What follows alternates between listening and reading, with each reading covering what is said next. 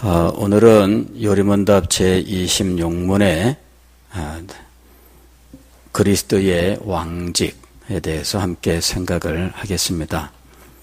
제26문은 그리스도는 어떻게 왕의 직분을 행하십니까? 라고 질문을 하고 그 답은 그리스도는 우리를 자신에게 복종시키시고 우리를 다스리시고 보호하시며 자기와 우리의 모든 대적을 제압하시고 정복하심으로 왕의 직분을 행하십니다. 라고 가르치고 있습니다.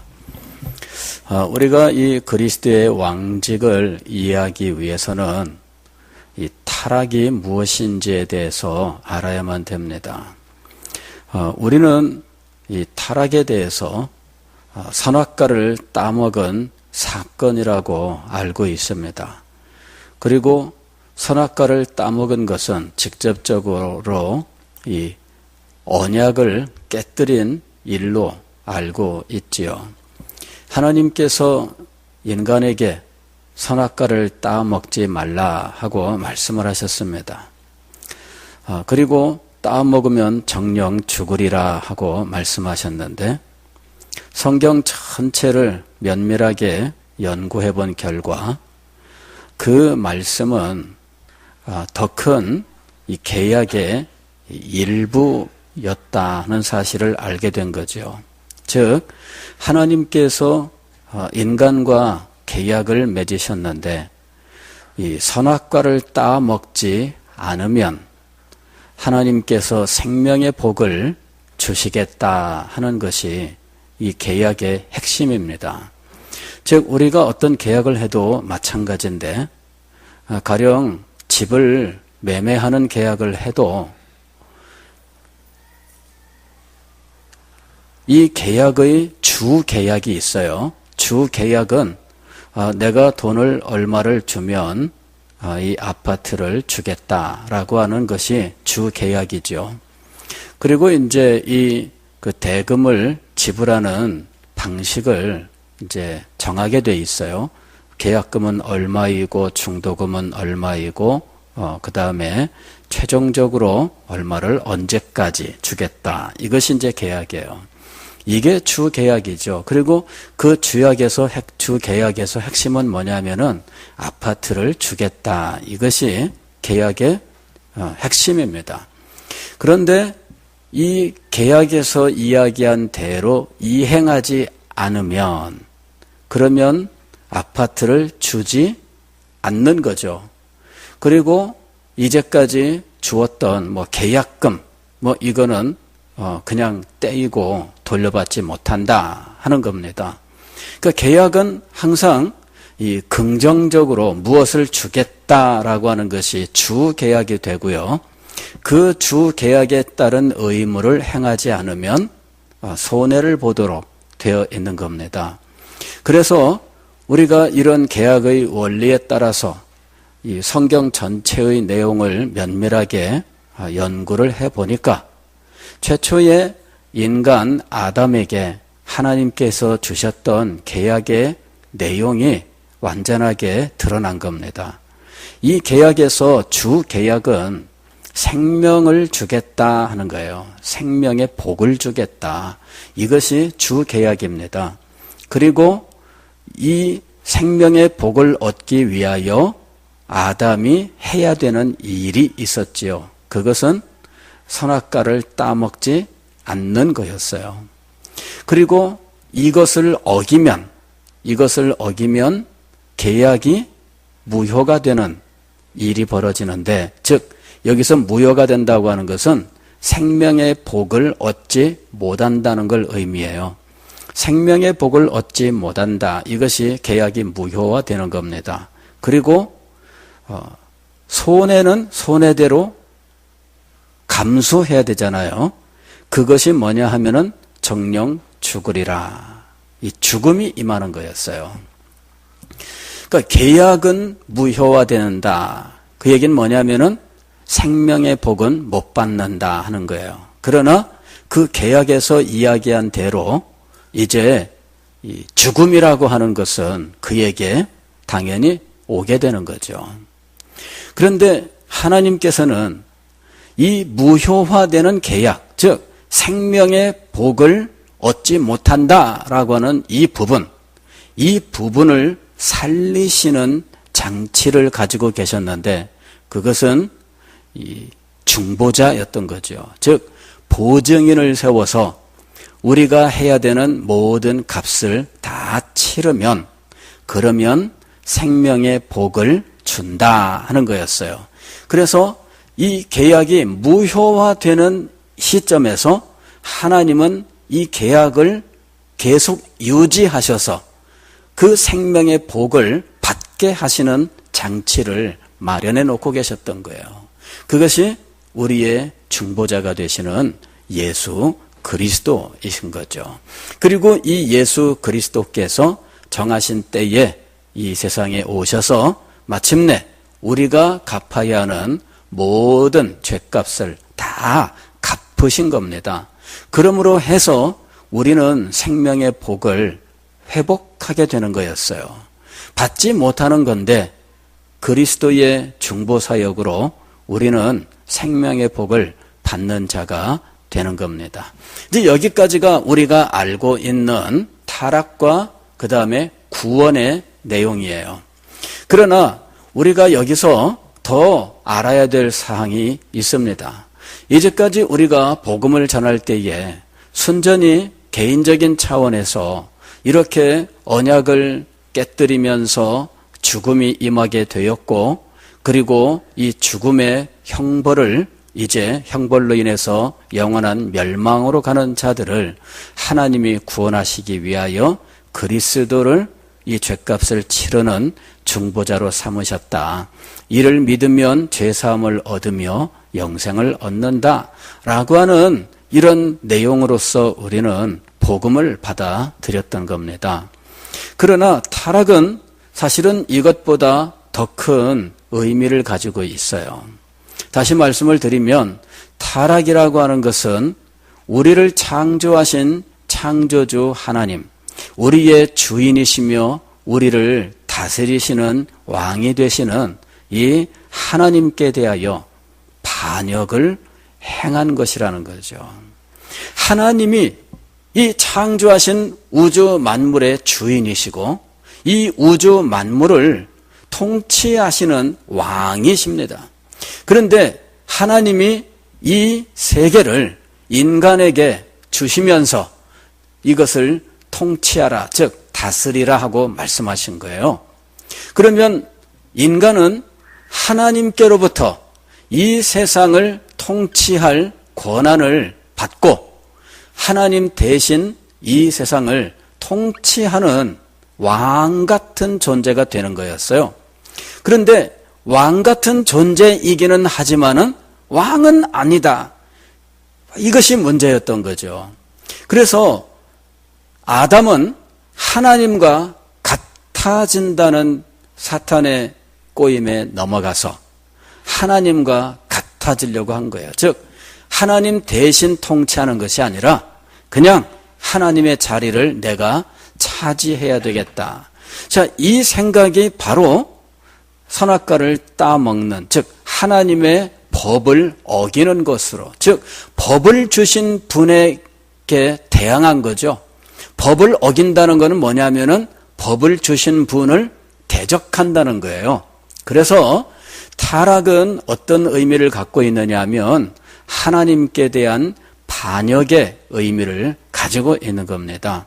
그리고 하나님께 반역을 하여 성공하면 그는 하나님을 대신한 통치자가 아니라 아예 하나님과 상관없는 통치자가 된다 하는 거예요.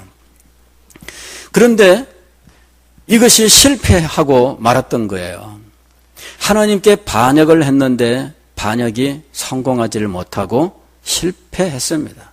하나님에게 정죄를 받고 그는 이제 그 탁월한 지위에서 쫓겨나게 되는 거예요. 그런데 이 사람이 하나님께 반역을 하여 하나님과 같이 되려고 하였는데 이것을 실패하면서 그는 오히려 이 사탄의 도구가 되어버리고 말았던 거예요. 그러니까 하나님께 반역하고자 하는 그 순간에 그는 오히려 사탄의 도구가 되어버리고 말았습니다. 그리고 이제는 오히려 사탄이 그에게 왕이 되는 이런 상황이 되어버리고 말았어요. 그리고 하나님께서 인간에게 맡기셨던 이 세상은 사탄이 인간을 통하여 장악하게 되는 거예요. 그러니까 인간이 타락하면서 자신이 가지고 있는 이 왕권을 사탄을 위하여 사용하게 되는 결과가 찾아오게 된 거죠. 그래서 오히려 이 세상이 하나님의 나라임에도 불구하고 반역자의 나라가 되어버리고 말았습니다. 무슨 얘기인지 아시겠죠? 맡겼는데 오히려 이 하나님께 이 세상을 다스리는 통치자로 부름을 받았는데, 그런데 어떻게 됐냐면은 오히려 이 통치자가 변심을 해서 다른 통치자를 받아들인 상황이 되어버리고 말았어요. 그렇다 보니까 하나님의 나라가 이제는 사탄의 나라가 되어버리고 말았다는 거죠. 하나님께서는 이렇게 하나님의 나라가 아담의 반역으로 오히려 사탄의 나라가 되어버리는 상황, 이런 상황을 맞이하게 된 거예요.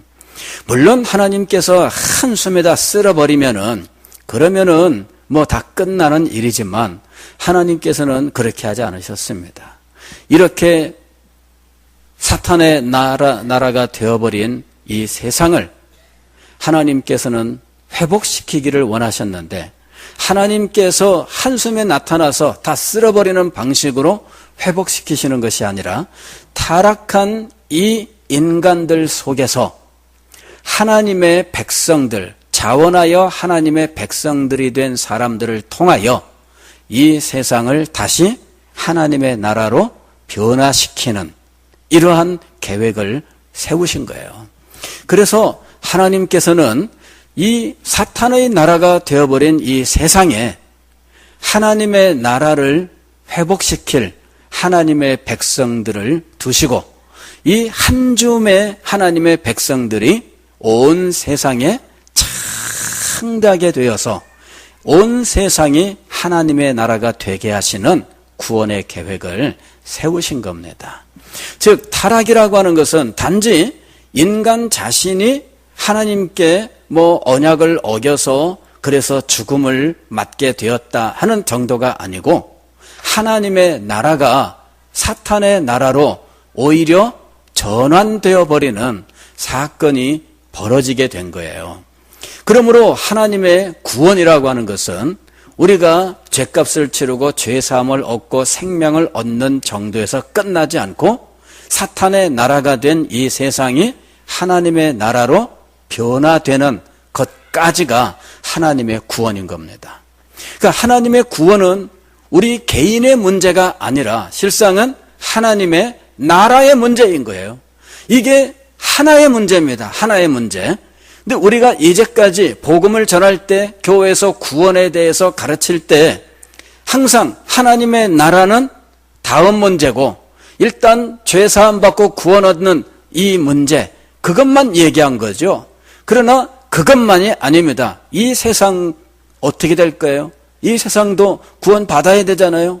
이 세상도 타락의 결과로 부패하게 되었고, 자연의 질서가 오히려 우리에게 얼마나 엄청난 비극으로 작용합니까? 자연에는 자연의 법칙이라는 게 있어요. 그리고 이 자연의 법칙에는 선악이 없다. 이것이 인간들의 주장이에요. 자연의 법칙에는 선악이 없어. 그냥 자연의 법칙은 법칙일 뿐이에요. 그런데 이 법칙에 의해서 수만 명의 사람들이 일순간에 죽는 일도 벌어지는 거죠. 이 법칙에 의해서 수없이 많은 사람들이 인간성을 상실하고 서로 아귀다툼하면서 죽고 죽이고 먹고 먹히는 이러한 일들이 벌어지고 있는 거예요. 그냥 자연은 그런 거니까 이것이 이 세상의 관찰자로서 이 세상의 철학이나 혹은 이 세상의 종교가 주장하고 있는 내용들이에요.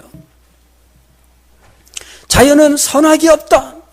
그런데 선악이 없는 이 자연의 법칙 혹은 자연 속에서 일어난 어떤 일들, 이것이 인간의 삶에 미치는 이 영향은 얼마나 무서운지 몰라요. 여러분, 자연 법칙에 의해서 비극이 찾아오게 되면 인간성을 상실하게 되어 있어요. 극한 상황에 도달한 인간들이 인간의 윤리와 도덕 이런 것들 다 버립니다. 인간은 한갓 동물로 그냥 변해버리고 마는 거잖아요. 여러분, 극한 상황에서 무슨 일이 벌어집니까? 예? 굶주렸을 때에 사람들이 어떤 일들을 행합니까? 성경에도 그런 이야기가 나오잖아요. 예루살렘이 포위당했을 때에 오늘은 너네 집 아이를 잡아먹고 내일은 우리 집 아이 잡아먹자, 이런 거. 그게 사람이라면 할 수 있는 일일까요? 그런데 역사 속에는 그런 일들이 예루살렘에서뿐만 아니라 수없이 많은 곳에서 태연하게 저질러졌던 일들이에요. 사람이라면 그럴 수 있을까요? 굶주리면은 그냥 배고프면은 죽으면 되는데 안 죽고 싶다는 그거 하나 때문에 이 힘없는 사람들이 오히려 대신 죽어야 되는 그런 상황이 벌어지는 거예요. 이것이 자연의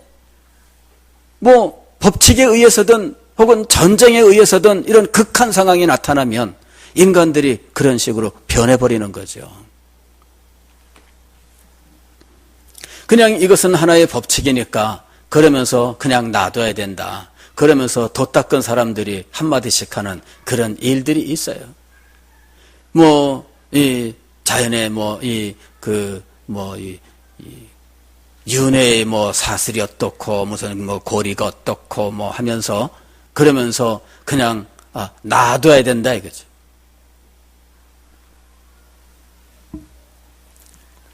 그거는 놔둬야 되는 자연이 아니에요. 그거는 잘못된 거예요. 왜 이런 일들이 벌어졌을까요? 하나님의 나라가 사탄의 나라가 되면서 이런 일들이 벌어진 겁니다. 구원이란 무엇인가? 하나님의 나라의 온전한 회복이에요. 그냥 우리가 죄 사함 받고 영생 얻습니다. 그게 구원이 아닙니다. 구원은 그것보다 더 큰 거예요. 하나님의 나라가 온전히 회복되는 것, 바로 그것이 구원입니다. 타락이란 무엇이냐 하면은 인간이 하나님께 반역을 하는 거예요. 반역. 선악과를 따먹는 그 단순한 것이 알고 보니까 하나님께 대한 반역의 사건이었던 거예요. 그리고 반역의 결과 그는 자신이 왕이 될 줄로 알고 반역을 했는데 알고 보니까 사탄이 왕이 되고 자기는 오히려 사탄에게 종이 되는 결과가 나타난 거예요. 사탄은 죄와 사망이라고 하는 것을 무기로 해서 사람들을 자기의 종으로 삼았어요. 오히려 하나님과 같아지려고 했는데 마귀와 같아져 버렸어요. 그것이 타락한 인간의 모습입니다. 그래서 하나님의 나라의 백성이 아닌 그는 왕 같은 존재로서 하나님이 주신 그 거룩한 그리고 존귀한 지위로서 이 세상을 다스려야 되는데 그는 오히려 사탄을 섬기는 자가 되었고 이 세상에 대하여는 통치력을 상실하게 됩니다. 그는 이제 더 이상 이 세상을 다스리는 존재가 아니에요. 이 세상에서 그가 가진 지혜로서 이 세상의 원리들을 발견하고 그런 것들을 사용해서 그가 이 자연을 다스리는 것처럼 보이지만 그러나 자연은 언제나 사람에게 복종하지 않습니다. 인간이 자연의 법칙들을 발견해서 무엇인가 개발을 하면 그것으로 인간의 삶이 좀 더 좋아지는 모습들이 보여요.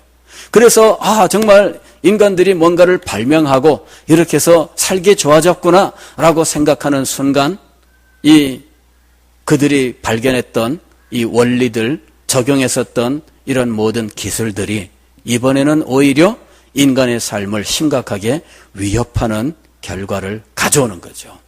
늘 자연은 인간에게 배반을 하고 있습니다. 인간이 자연을 통해서 무엇인가를 발명하고 크게 발전하고 유익을 얻지만 그러나 그것은 오히려 인간의 멸망을 재촉하는 일이 되어버리고 마는 거예요. 원자력을 발견했을 때 사람들은 이것을 통해서 엄청난 삶의 변화가 나타날 줄로 기대했어요. 과연 그랬습니다. 이 엑스레이라고 하는 거 얼마나 우리의 삶을 풍요롭게 했어요. 그죠? 엑스레이 딱 찍으면은 우리 몸에 이 속에 이 사진이 찍혀 나오잖아요. 그러면 어디에 병이 얼마큼 있습니다. 그런 거 참 얼마나 신기해요. 그래 저도 엑스레이 여러 장 찍어봤습니다만은 참 찍으니까는 뭐가 척 나타나잖아요. 처음 제가 고등학교 3학년 때 이 각혈을 하고 막 피를 토하고 그랬는데 병원에 가서 엑스레이를 찍었어요. 그랬더니 이거 뭐가 이 가슴을 찍었는데 뭐 흑백 사진이 나왔는데 내 내부에 폐도 보이고 막 그래요. 근데 뭐 이게 뭐다 뭐 이렇게 설명을 안 해줬는데 저는 제 폐가 없어진 줄 알았어요. 왜냐하면은 가운데가 이렇게 허옇게 있고 폐가 이렇게 있는데 한쪽이 이만큼 없더라고. 없는 줄 알았더니 없는 게 아니라 심장이 가린 거더라고. 근데 이거 신기하잖아요. 그죠? 근데 그 방사선, 그 원자력이라고 하는 것이 개발되고 나서 의학적으로 아주 크게 도움이 될 줄로 알았는데 어떤 사람들은 그걸 가지고 전쟁 무기를 만드는데 또 직추력한 거예요. 똑같은 머리를 가지고 어떤 사람은 의학적으로 큰 도움이 되겠다. 이제 인간의 삶에 의학적 발전을 이루어서 인간의 삶을 유익하게 할 것이다. 그러는데 또 다른 한쪽에서는 전쟁 무기에 쓰일 수 있구나. 이러면서 전쟁 무기를 만든 거예요. 이래가지고 2차 세계대전 때 일본에 이 히로시마하고 나가사키에 원자탄 2개가 떨어졌어요. 그게 동일한 이 원자력 이거 방사선 이걸 발견해가지고 한쪽은 의학적으로 발전했는데 다른 쪽에서는 무기가 되겠네 하고서는 연구하고 발전시킨 사람들이 만든 원자탄이었던 거죠. 뭐 일본에 이것이 떨어지니까 우리는 뭐 일본에 떨어졌으니까 뭐 이게 참 밉잖아요. 그죠? 일제시대 생각하고 이러면은 그래서 우리는 쌤통이다 뭐 이렇게 혹시 생각할 수 있을지 몰라요. 그러나 여러분 그거는요 쌤통이 아닙니다. 그거는 비극이에요. 비극. 예. 일본은 비록 우리가 뭐 일제시대 그 침략 때문에 싫기는 하지만 그렇다고 해서 그 일본의 그런 엄청난 비극이 임한 것은 그걸 두고 박수 칠 수는 없습니다. 그거는 박수 칠 수 있는 이야기가 아니에요. 예. 그 히로시마하고 나가사키에 이 폭탄이 떨어지면서요. 엄청난 일이 벌어진 거예요. 그 전에 미군이 삐라를 뿌리면서 뭐 이 20km 밖으로인가 뭐 다 피난 가라 뭐 이런 식으로 그 삐라를 뿌렸다 그래요. 그런데 뭐 누가 그걸 믿습니까? 그 적군이 삐라를 뿌렸는데 그 적군이 뿌린 삐라를 누가 믿겠어요? 도망간 사람 없어요. 그냥 다 예전처럼 폭탄 떨어지면 뭐 방공호에 들어가면 되지. 그 정도 생각만 하고 있었던 거예요. 그런데 원자탄이 떨어지는 순간 방공호고 뭐고 피할 틈도 없어요. 뻥 떨어졌는데 벌써 이게 폭탄이 팍 터지면서 그러면서 이게 일시에 이게 팍 하고서는 팽창을 해요. 이 불길이. 팽창을 하는데 저도 정확한 규모는 제가 숫자는 기억할 수 없는데 하여튼 4km인가 이 8km인가가 이 불길에 확 하고 이렇게 이제 퍼지는데, 그 다음에는 일시에 그 불길에 산소가 다 타니까, 그 다음에는 확 하고 이 진공 상태가 된 곳으로 이 공기가 밀려 들어오는 거예요. 그러니까는 밖으로 나갔다가 확 하고 밖에서 공기가 밀려드니까 이게 폭풍이, 태풍 같은 이런 폭풍이 확 밀려들면서 버섯 같은 구름이 불길로 쫙 공중으로 올라가잖아요. 그러면서 사람들은 불길에 의해서 일시에 재가 돼버려요. 어떤 사람이 담배를 태우다가 그대로 재가 됐대. 시작하면 숯덩어리가 되는 거예요. 그런데 밖에서 다시 밀려든 이 폭풍에 의해서 모든 것이 다 그냥 싹 무너져 버리는 거죠. 이래가지고 그 한 도시에 살고 있던 수십만의 사람들이 그냥 한꺼번에 죽는 거죠. 그 다음에 살아남은 사람들은 그 후에 이 원자병이라고 불렀잖아요. 그 병에 의해서 시름시름 앓으면서 평생 동안 지내고, 그러면서 몸에 이상한 일들이 막 일어나는 거예요.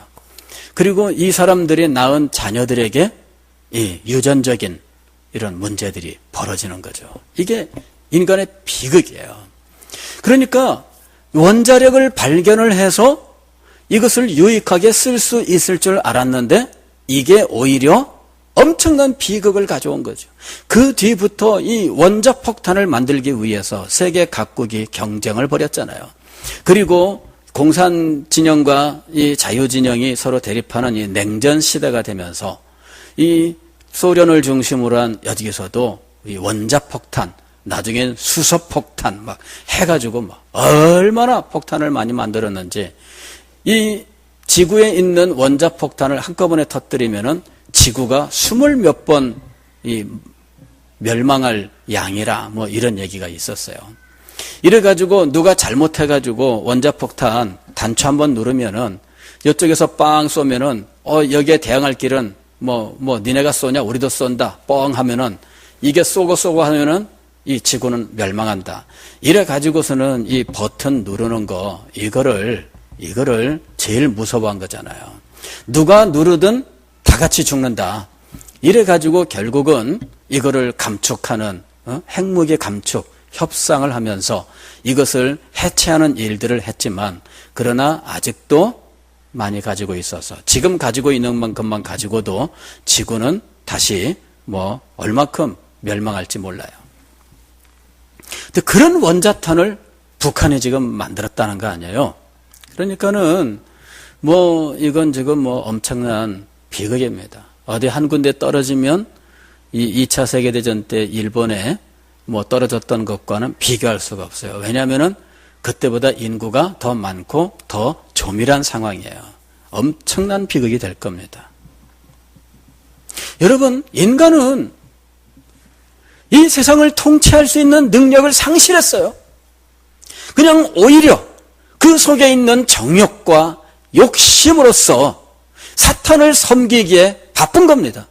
사탄이 세워놓은 원리, 이것이 인간이 타락한 이 심성과 딱 맞아떨어져요. 인간은 타락해서 이 타락한 심성이 사탄의 심성과 동일합니다. 그래서 사탄이 세워놓은 원리에 따라서 순종하면서 살아가는 거예요.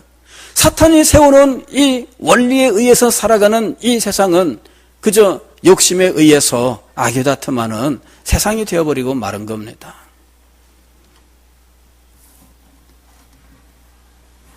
하나님께서는 이렇게 사탄의 나라가 되어버린 이 세상에 선택자들을 하나님 나라의 백성으로 부르시는 거예요. 하나님 나라의 백성으로 부르시는 이 사건이 뭐냐면은 구원의 사건입니다. 나라 잃은 백성들, 그 참 지금 이곳에서는 아마 그 해방 이후에 대부분 해방 이후에 뭐 태어나신 분들입니다만은 해방 이전에 1945년 8월 15일 이전에 태어나신 분들도 계시죠.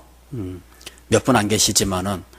그러나 뭐 그때는 너무 어려서 잘 기억이 없을 수 있어요. 오히려 연세가 훨씬 많은 80 넘고 90 뭐 이렇게 되신 분들이어야만 아마 그때의 모습을 조금 기억할 수 있을 거예요. 근데 나라를 잃었다. 참 비참한 거잖아요. 나라를 잃었다. 그래서 엉뚱한 이 나라가 우리 나라를 침범해서 그 나라가 통치하는 세상이 되었다. 우리는 일제시대라고 하는 것을 통해서 이제 이것을 경험을 한 거예요. 그럴 때 우리가 얼마나 많은 고통 가운데 있었는지. 일본은 우리를 통치하면서 얼마나 일본 사람들은 1등 국민이고 이 조센증은 이거는 2등 국민이잖아요. 그리고 이 나라는 이 일본 군대가 전쟁하는데 전쟁 자원을 보태주는 병참기지 역할을 하는 거잖아요. 식량도 공급하고 모든 자원들을 다 빼앗기고 오죽하면은 이 일제시대 말기에는 이 노수저 무슨 뭐 놋그릇 뭐 이런 노수로 만든 모든 것들 다 일본 사람들이 걷어가고 그거 왜 걷어갔겠어요? 자기네 무기 만들려고 걷어간 거예요. 총알 만들려고. 그리고 학생들은 날마다 산에 올라가서 송진 덩어리 그거 캐느라고, 그죠? 여러분 고생 많이 하셨잖아요, 그때. 그죠? 송진 그거 뜯어내느라고. 그거 왜 그렇게 쓸까요? 그거 전쟁에 필요한 그 기름 때문에 송진 걷어간 거잖아요. 그러니까는 한국이 완전히 일본 전쟁을 위해서 총동원되는 사건이 벌어졌어요. 거기에다가 남자들은 이제 징용 끌려간 거잖아요. 이래서 이 징용으로 끌려가면은 군인으로 가든지 아니면은 공장에 가서 군수물자 만드는 공장에 가든지 아니면은 석탄을 캐는 탄광에 가든지 이래 가지고서는 거기서 그야말로 뭐 죽을 때까지 그 일을 한 거잖아요. 여자들은 정신대라는 이름으로 얼마나 많이 끌려갔어요. 요즘도 정신대 이야기가 나오고 있습니다만은 참 부끄럽잖아요. 그죠? 예. 나라를 잃고 나면 이런 일들이 벌어지는 거예요. 여러분, 나라 잃은 백성들이 얼마나 비참하냐 이거죠. 그런데 하나님의 나라에 그런 일이 벌어진 거예요.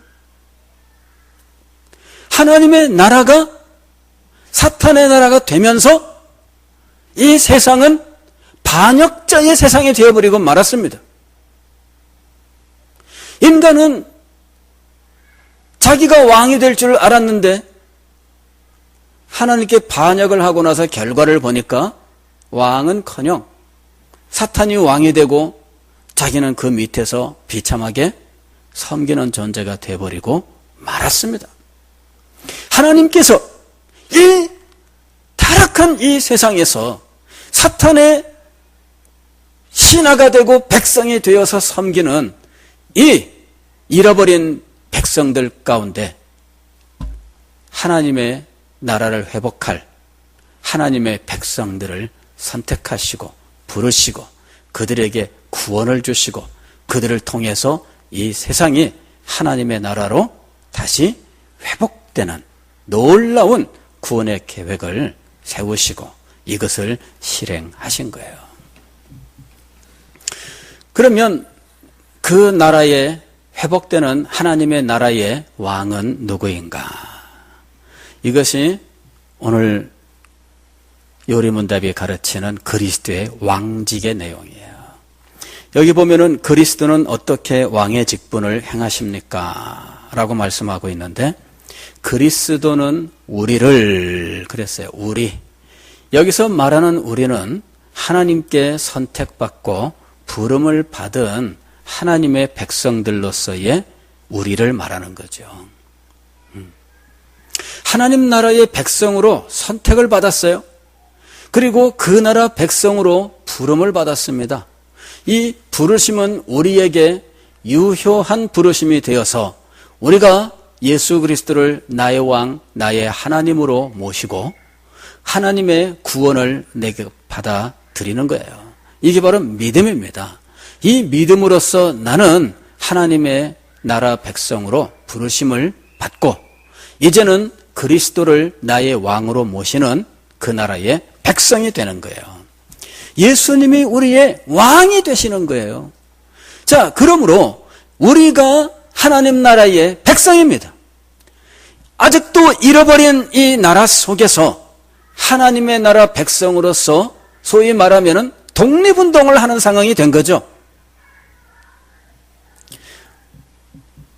일제시대로 따지면 여러분들은 독립군이야, 독립군. 그런데 오합지졸 독립군이 아니라 왕이 계신다는 거예요, 왕이. 이 왕이 우리를 자신에게 복종시키시고 또 다스리시고 보호하시며 그리고 이 반역자의 왕국, 이 왕국을 차지하고 있는 대적, 이 대적을 제압하고 정복하셔서 하나님의 나라를 온전히 회복하심으로 그리스도는 왕으로서 그 모든 사역을 행하신다 하는 거예요. 그 두 가지로 이루어져 있어요. 하나는 그 백성들을 향하여, 다른 하나는 원수를 향하여. 그리스도의 왕직은 이렇게 두 가지로 이 왕의 직분이 나타나고 있어요. 자기 백성들을 향하여서, 즉 하나님 나라의 백성으로 부름을 받은 그리스도인들인 우리를 향하여서 그리스도는 자신에게 복종시키시며 그랬어요.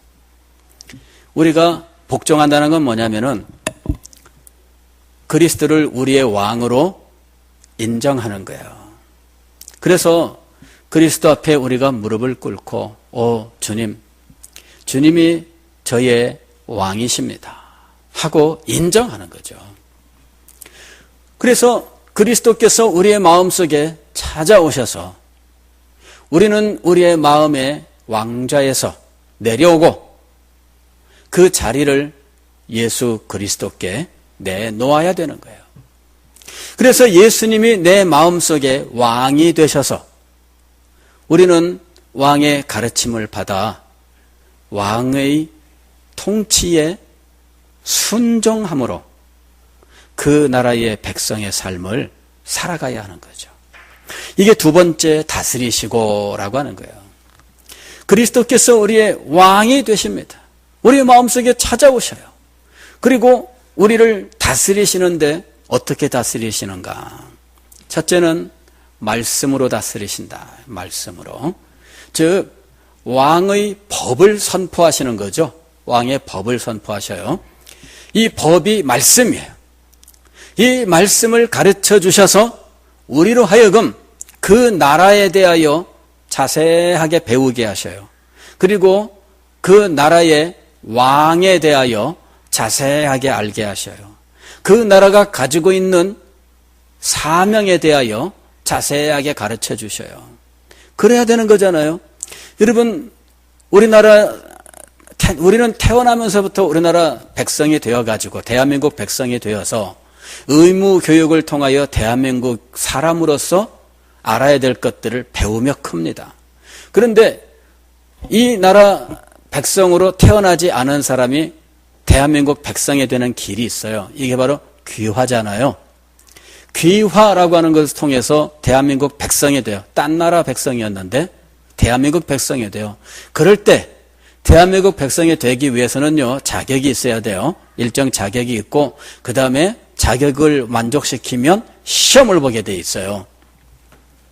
시험을 보면 대한민국의 역사, 대한민국의 상징, 대한민국의 모든 내용들에 대해서 알아야 할 것들, 이런 것들 시험 보게 돼 있습니다.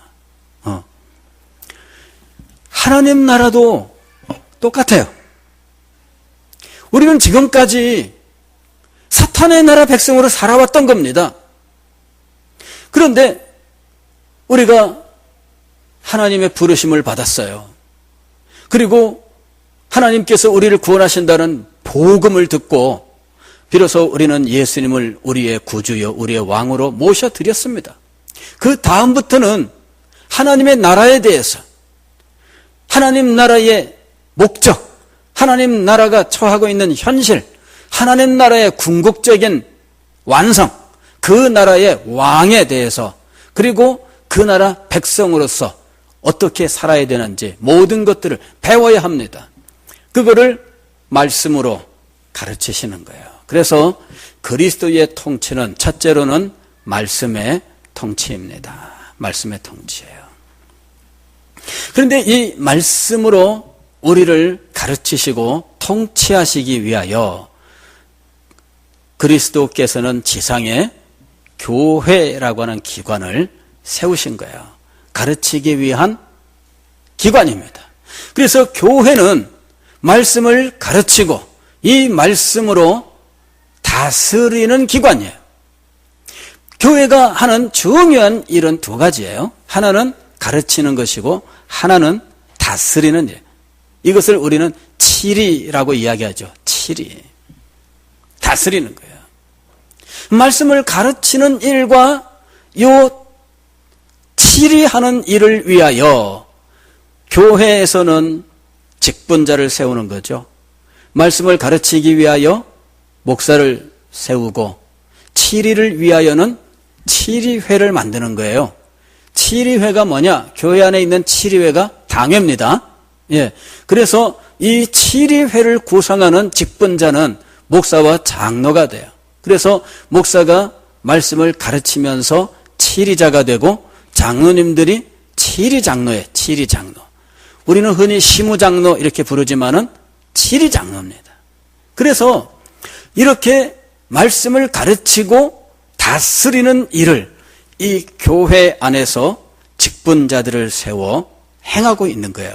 그래서 우리가 그리스도의 다스리심에 순종하기 위하여 말씀을 배우고 말씀을 따라 살되 교회 안에서 교회의 가르침과 교회의 치리에 복종하는 삶을 살아야 한다는 거예요. 그런데 이러한 어떤 이 가르침과 혹은 치리 혹은 교회 혹은 직분자 이런 것들은 다 외적인 거예요. 이것을 참되게 만드는 일이 있는데 그것은 성령이십니다. 성령. 말씀을 가르칠 때 성령의 역사가 있으며 교회를 이룰 때 성령의 역사가 있으며 말씀을 가르치는 직분자나 치리자들을 세울 때 성령의 역사가 있어요.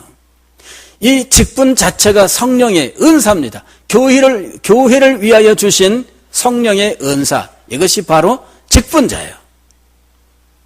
즉 말씀과 교회와 직분과 이 모든 것들을 영적으로 실질적인 능력 있는 것으로 만드는 일을 누가 하시는가 하면 성령이 하시는 거예요.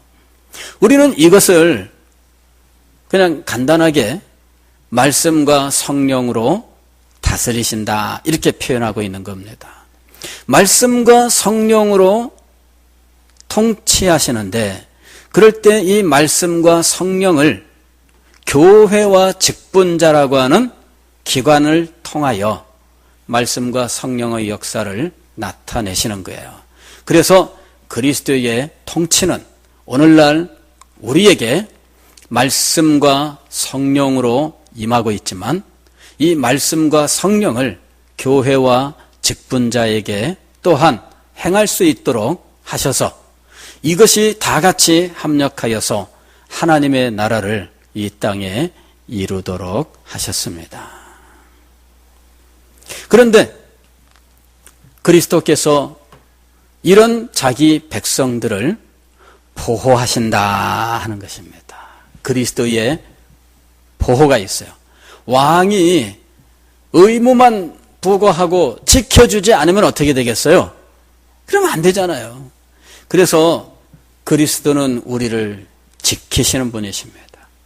그리스도께서 제사장으로서 지금 하나님 우편 보좌에 계시면서 우리를 위하여 기도하시는 것도 실상은 우리를 보호하시는 왕의 사역과 연관되어 있는 겁니다. 제사장의 사역과 왕의 사역이 별개가 아닙니다. 연결되어 있어요.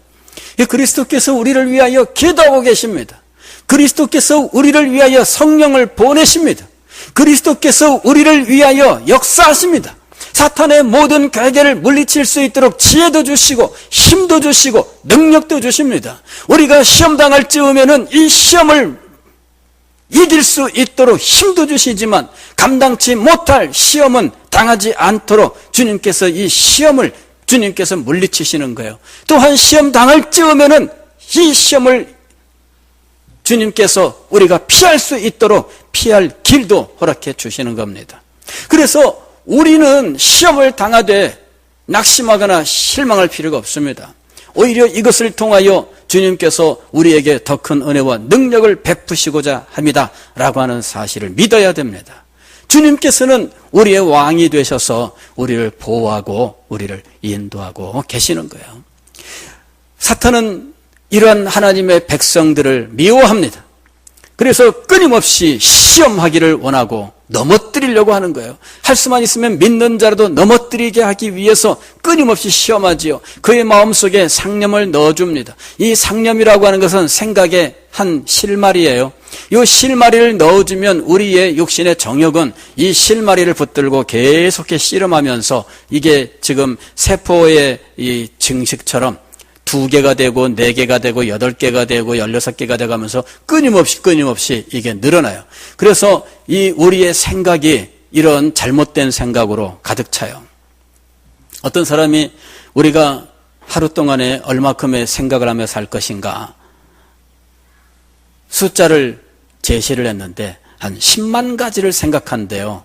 깨어있는 동안에 한 10만 가지를 생각하는데 사탄의 상념 그 실마리가 우리 속에 들어오면 이것이 처음에는 하나의 생각인데 시간이 흐를수록 점점 많아져요. 그러면서 10만 가지나 되는 우리의 생각 대부분이 이 사탄의 생각으로 가득 채워지는 거예요. 제가 주일날 인간을 묵상하지 말라 이렇게 말씀을 드렸습니다. 이게 사탄이 주는 실마리예요. 그의 눈빛, 교회 왔는데 눈빛이 이상하더라. 그 하나야. 이게 상념입니다. 눈빛이라는 것이 상념의 한 실마리예요. 근데 눈빛으로부터 시작을 해서 나중에는 5만 가지 생각이 되는 거야. 그죠? 그래서 여러분들이 흔히 하는 말이 뭐예요? 5만 가지 생각이 다 나더라고. 글쎄, 그 5만 가지는 그건 아니지만 말하고 보니까 아주 참 잘 맞네. 예. 5만 가지 생각이 되는 거예요. 그래서 이게 가득 채우면은 우리는 생각하는 대로 행동하게 되어 있습니다. 그렇죠? 그러니까 5만 가지 생각이 차면 깨어있는 동안에 절반은 이 엉뚱한 생각으로 채워져 있고 결국은 그렇게 행동하게 되어 있어요. 여러분, 사탄이 우리를 공격하는데 사실은 가장 사탄이 우리를 공략하는 아주 그 적절한 곳은 어디냐면은 우리의 생각이에요. 눈빛이 어떻더라, 입술 삐죽이더라, 뭐 표정이 어떻더라, 이런 거 하나. 그거 하나만 붙들고 생각하면은 나중에 거기에 완전히 빠져버려요. 사탄이 우리를 공격하는데 가장 효과적인 공격 처소가 어디냐면은 우리의 생각이에요. 이걸 물리쳐야 되는데 이걸 물리치기 위해서는 말씀과 성령의 역사에 의지해야 돼요. 즉 그리스도의 통치에 순복해야 됩니다. 그리스도의 통치에 순복해야 사탄의 공격을 물리칠 수가 있어요. 그런데 이 주님께서 왕으로서 사탄을 제압하고 사탄을 그 세력을 정복하여 하나님의 나라를 온전히 회복하신다는 거예요. 지금은 그 전쟁이 진행 중에 있습니다. 오늘 우리들은 이런 엄청난 이 영적 세계에 대해서 이해를 해야 됩니다. 우리의 구원은 단지 내가 죄사함 받는다, 영생 얻는다 해서 끝나지 않습니다. 이 엄청난 사탄의 나라와 하나님의 나라의 영적 전쟁, 그리고 그 전쟁의 한복판에 우리는 살고 있으며 그 전쟁들은 우리의 마음속에서 지금 치열하게 일어나고 있다는 것이에요. 그리스도의 왕되심을 알고 그리스도의 통치에 적극적으로 순복하며 복종하지 않으면 우리는 이 전쟁터에서 살아날 수가 없는 거예요. 그리스도께서는 우리의 왕으로서 우리를 그 나라의 백성으로서 만들어 가시고 보호하시고 마침내 완성되는 그 나라의 백성으로 우리를 인도하실 것입니다. 기도하겠습니다.